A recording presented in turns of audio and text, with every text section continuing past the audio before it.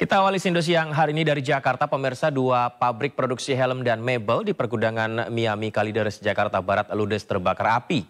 Diduga kobaran api berasal dari korsleting listrik di dalam pabrik produksi helm saat para karyawan sedang bekerja.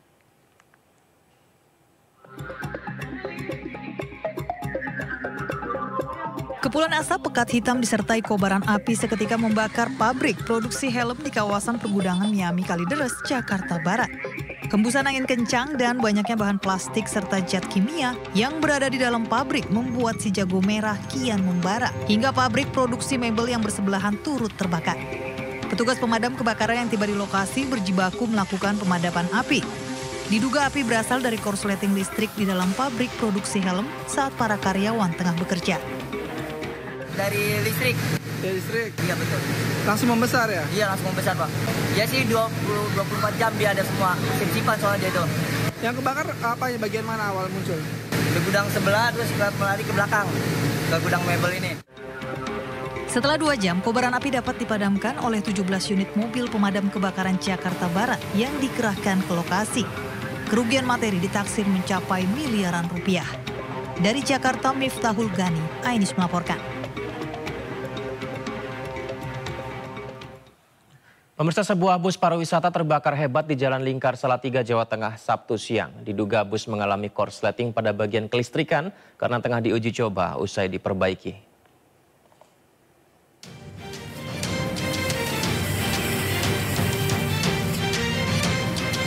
Kobaran api dengan cepat menghanguskan bus pariwisata di jalur Lingkar Salatiga, Jawa Tengah, Sabtu siang. Beruntung saat kejadian, bus sedang tidak mengangkut penumpang. Sementara sopir beserta rekannya berhasil menyelamatkan diri. Petugas pemadam kebakaran dengan 2 unit mobil damkar berupaya menjinakkan si jago merah. Kejadian bermula saat bus pariwisata keluar dari bengkel usai diperbaiki karena mengalami kerusakan pada bagian AC dan mesin. Saat tiba di lokasi kejadian, bus mengeluarkan asap disertai percikan api dari dalam kap mesin.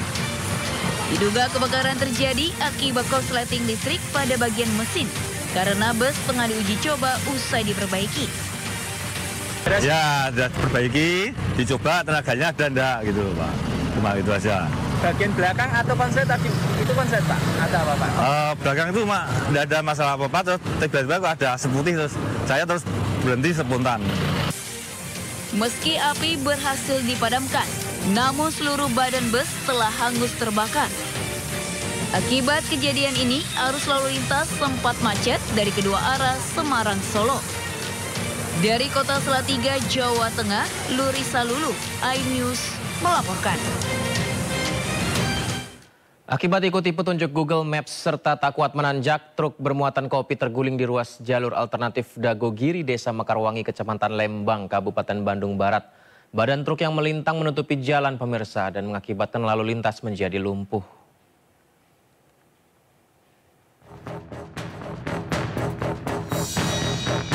Beginilah proses evakuasi mobil tangki bermuatan kopi yang terguling. Truk datang dari arah Dago menuju ke Lembang. Saat melintasi jalur tanjakan ekstrem dan berkelok, truk tidak kuat melaju hingga terguling di tengah jalan. Menurut polisi, kecelakaan terjadi karena sopir tidak bisa mengendalikan kendaraan dan baru pertama kali melintasi jalur tersebut. Sopir truk tidak mengetahui medan jalan karena mengikuti arahan Google Maps.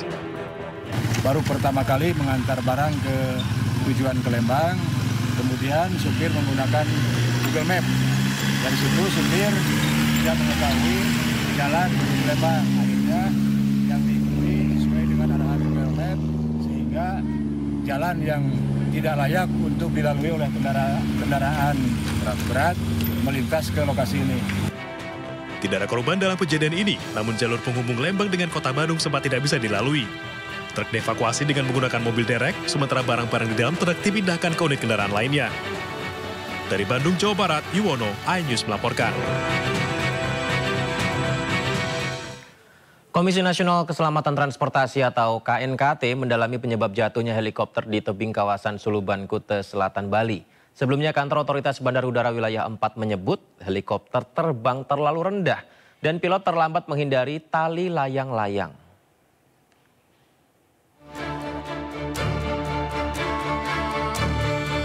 Tim Komisi Nasional Keselamatan Transportasi KNKT memeriksa puing helikopter yang jatuh di tebing kawasan Suluban, Kuta Selatan, Bali.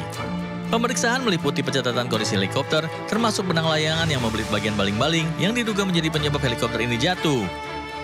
Sementara itu, kantor otoritas Bandara Wilayah 4 menyebut helikopter jenis Bell 505 tidak wajib dilengkapi FDR atau CDR yang biasanya terekam dalam kotak hitam atau black box.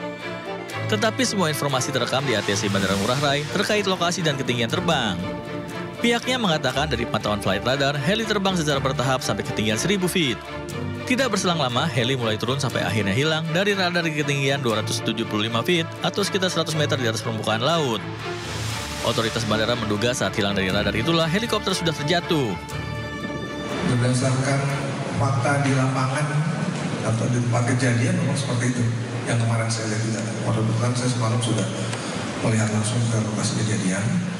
Dan ternyata memang kita lihat terjadi tali layang-layangnya itu di penrotor dan penrotor.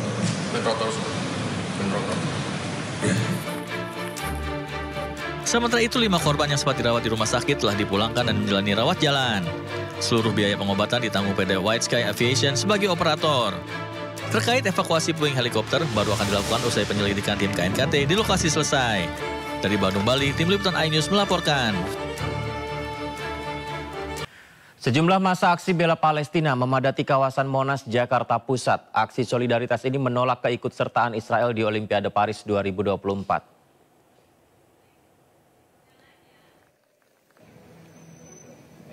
Ya, beginilah massa yang datang membawa atribut seperti syal hingga bendera negara Indonesia dan Palestina, pemirsa. Seperti yang kita saksikan, ada sebuah panggung lengkap dengan pelantang suara yang disiapkan untuk aksi, diinisiasi oleh Aliansi Rakyat Indonesia Bela Palestina atau ARI BP. Sebelumnya, Sekretaris ARI BP Oki Setiadi menyampaikan pihaknya turut mengundang berbagai ormas keagamaan termasuk FPI.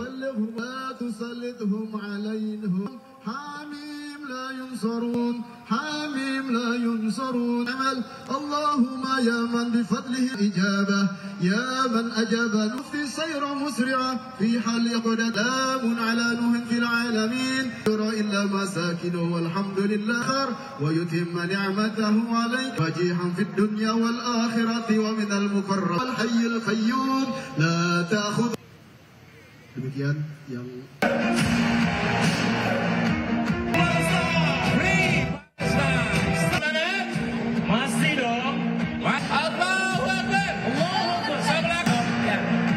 sudah berkeliling rakyat Indonesia peka dalam tanah air bersatu. Tiga adalah jaga Jakarta agar mengingatkan ya dari tim Sunduk juga mereka diminta berdiri atau duduk. Wah, semangatnya juga. Kita akan cari tahu situasi terkini seperti apa dari aksi tolak perwakilan Israel di gelaran Olimpiade Paris. Kita sudah terhubung dengan rekan Irfan Hardiansyah. Irfan, apakah aksi masih berlangsung dan bagaimana situasi lalu lintas di sekitar patung kuda, Irfan? Baik, terima kasih Yudi dan juga pemirsa. Sebelumnya masa aksi ini sudah membubarkan diri sejak pagi tadi, yakni sejak pukul 9. Dan sebelumnya memang Aliansi Rakyat Indonesia Bela Palestina atau ARI BP ini sering menggelar aksi sebagai bentuk solidaritas terhadap rakyat Palestina yang terus diserang ataupun dibombardir oleh Israel. Dan untuk aksi yang digelar pada pagi tadi ini bertajuk Sport Solidarity Day yang merupakan aksi penolakan terhadap kontingen Israel di Olimpiade Paris 2024 yang akan berlangsung mulai dari tanggal 26 Juli hingga 11 Agustus 2024. Dan tadi ARI BP menyampaikan dirinya mewakili masyarakat Indonesia menyatakan protes dan penolakan terhadap Israel agar tidak tampil dan tidak tampil di Olimpiade tahun ini. Selain itu, tadi ada beberapa tokoh yang turut hadir pada aksi yang digelar pada pagi tadi. Di antaranya ada Hidayat Nur Wahid, kemudian Profesor Din Samsudin, dan masih banyak lagi. Selain tokoh, ada beberapa atlet juga yang ikut aksi pada pagi tadi. Di antaranya ada atlet MMA Indonesia yakni Iksan Lani dan ada beberapa atlet lainnya. Dan untuk situasi arus lalu lintas di sekitaran Patung Kuda di Silang Monas ini, untuk situasi arus lalu lintas sekarang sudah mulai kembali normal ataupun lancar. Tidak ada lagi pengalihan arus yang dilakukan pada pagi tadi karena memang pagi tadi dilakukan Car Free Day dan juga ada aksi yang digelar oleh Aliansi Rakyat Indonesia Bela Palestina. Sementara demikian, Yudi. Baik, terima kasih Irfan atas laporannya. Selamat bertugas kembali, Irfan.